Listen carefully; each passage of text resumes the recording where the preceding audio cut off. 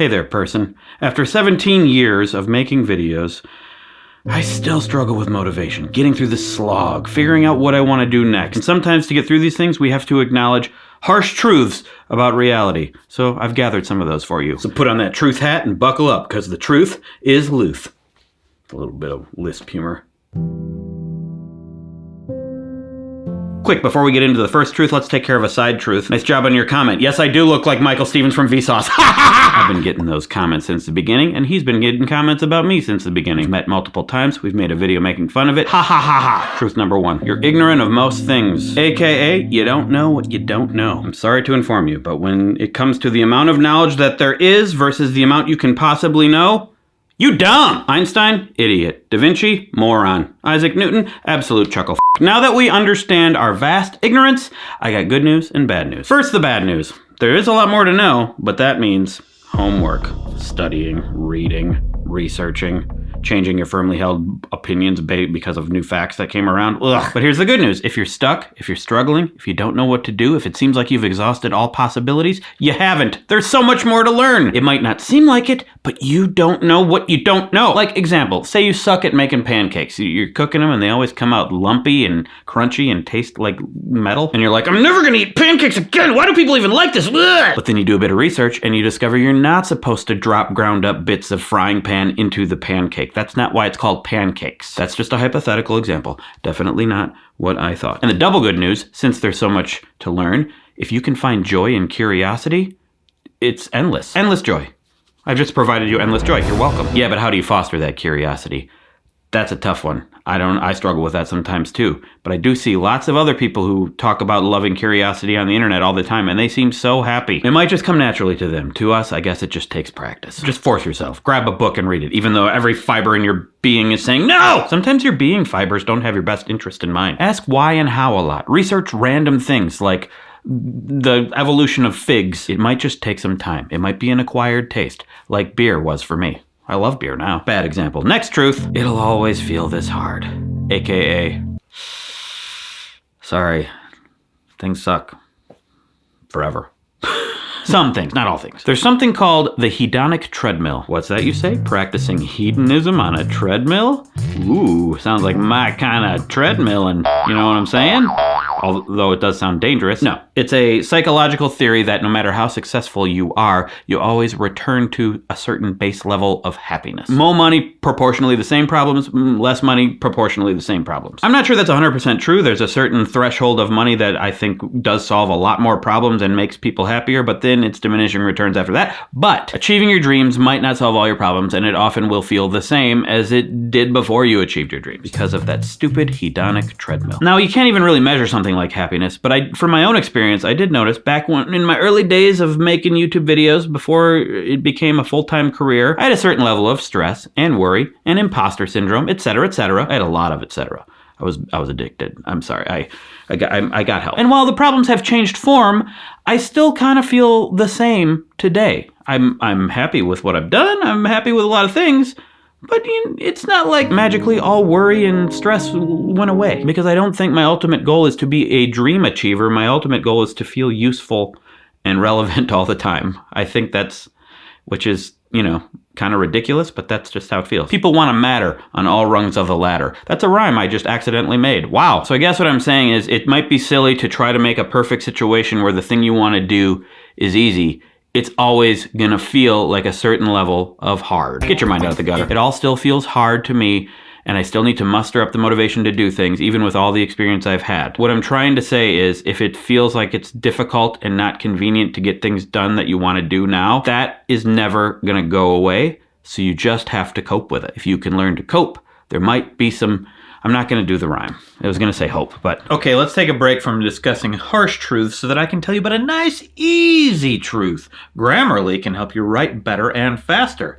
Thank you for sponsoring, by the way, Grammarly. And thank you, Grandma, for just being a good grandma. Grammarly's a helpful AI writing partner that works seamlessly with the apps you already use, as opposed to picking up some random AI off the street and then you have to copy and paste it into your thing. It's already right there where you are. When I type, even though the ideas are usually genius, the way that I present it is stream of consciousness gobbledygook. Grammarly can help me fix that. It did that right in my notes app for this very script that I'm writing for this ad spot right now. Look how stupid it was before, but then with a couple clicks, boom. Look at it, streamlined, beautiful. And you can get personalized writing suggestions based on whatever audience you're talking to. Look, in this email, I was applying for a job and I wrote, "Hey, yo, what's happening, pal o' mine? Wanna hang so we can talk job getting for my lazy butt?" Then I told Grammarly to make it professional, and well, definitely better. Didn't get the job though, because I just made up this whole situation. But you can see how incredibly useful it is. So you can sign up and download for free. You just go to my link, grammarly.com/WheezyWaiter right now. Go ahead. It's Grammarly getting time. I can do that better. Make it engaging. Dive right in. It's time to elevate your writing with Grammarly magic. That's better. Okay, enough of these awesome truths. Let's get back to the harsh truths, but ones that you should probably hear. 3, there will always be good reasons to not do something. We all got dumb excuses. Dumb excuses, Lord knows I've had a few, but there's also legitimate excuses that are a good argument. All right, I'm gonna talk about my favorite subject for a second, me, because these videos are mostly me giving advice to me for me. I have a YouTube channel all about me. Me. Anyway, I've said this many times, I have this dream of making a movie, or making lots of movies. There are legitimate excuses to not do it. Huge financial risk. Probably will fail. Massive amount of stress, work, and time, and I won't be able to do my main job, which is these videos, while making the videos. And that could, you guys will go away. You'll forget about me, and you'll just think I'm Michael Stevens again. These are good reasons. It would be selfish of me to make a movie. I have a job here and a family that I try to provide for. But those excuses are also kind of a cop-out. There are ways around these problems. I could scale down the project, make it cheaper, make it not take as long. Create a backlog of Wheezy videos that can go up while I'm in production. Make actual videos about the production while I'm doing it. I'd probably need a little help, but I could do it. And if I do end up spending a lot of money and the movie fails, it's not going to destroy us. We have savings. We'll be okay. And the truth is, I don't actually believe most of these excuses. I'm not afraid of failure. I do feel a little like it's selfish, and I don't like that feeling, but I can get over it. I think the real excuse is that I'm just not confident enough in the story yet, and I'm telling myself I don't have enough time to write a good script. That's probably because I'm getting too perfectionist about it. These are all internal reasons that I just need to overcome. But those legitimate sounding excuses are covering up the real excuses. And the real excuses are not necessarily good excuses. I can get over these things. So beware of legitimately good excuses to keep you from doing things. I think you can find good excuses with everything. Moving on. This may be the harshest truth of them all. Number 4, the drunk driver has the right of way. This is the title of a poem and a book of poems by Ethan Coen, one half of the film directors of the Coen brothers. And it does seem like what most of their movies are about. And it's deeply cynical. Here's the first couple stanzas. The loudest have the final say, the wanton win, the rash hold sway. The realists' rules of order say, the drunk driver has the right of way. Kubla Khan can butt in line, the biggest brute can take what's mine. When heavyweights break wind, that's fine. No matter what a judge might say, the drunk driver has the right of way. It's saying that the universe is inherently unfair. Bad shit happens for no reason. Might makes right, and good morals don't guarantee anything. It's pretty rough, but here's some of the things I take from it. Prepare for the worst, because bad shit's gonna happen for no reason. That reminds me. Okay. And then another thing, focus on what you can control. And try to avoid what I call deserve mentality. That I deserve something because something bad happened to me, I get something good. That can just brew resentment and make you want to give up. So instead what I do is buy a new Nintendo game and slap a sticker on my helmet. So the point is, the poem reminds me that the universe's umpire is unfair, so I'm not gonna just kick sand at him and get my shoes dirty. I'm just gonna keep my helmet on and hope the next pitch doesn't hit me in the head. Or the body. They should make body helmets. Then it wouldn't be a helm. It would be like a bodit. It's another word for body. Here, let me check. Body thesaurus. Frame. Nah, never mind. Moving on. 5, you're ignoring obvious solutions. AKA, you're not listening. Listen! This one was inspired by my dog. Sometimes she'll be standing in the car seat while I'm driving and struggling to stay up, and she'll like fall and hit herself a little bit when I turn, and then she'll stand back up, and I just tell her, lay down. Just lay down. And she won't lay down! It's an obvious solution. And she won't listen. It's like she doesn't speak English. Okay, she is a dog, but this applies to humans tragically too much. Think of all the people in your life who keep making the same mistakes. And in your head, you play the if you just game. If you just quit smoking, you'd stop coughing. If you just stop picking, it will heal. If you just stop yelling, your voice wouldn't hurt. If you just stop slapping your butt, it would return to a normal color. Butt slappers, you know?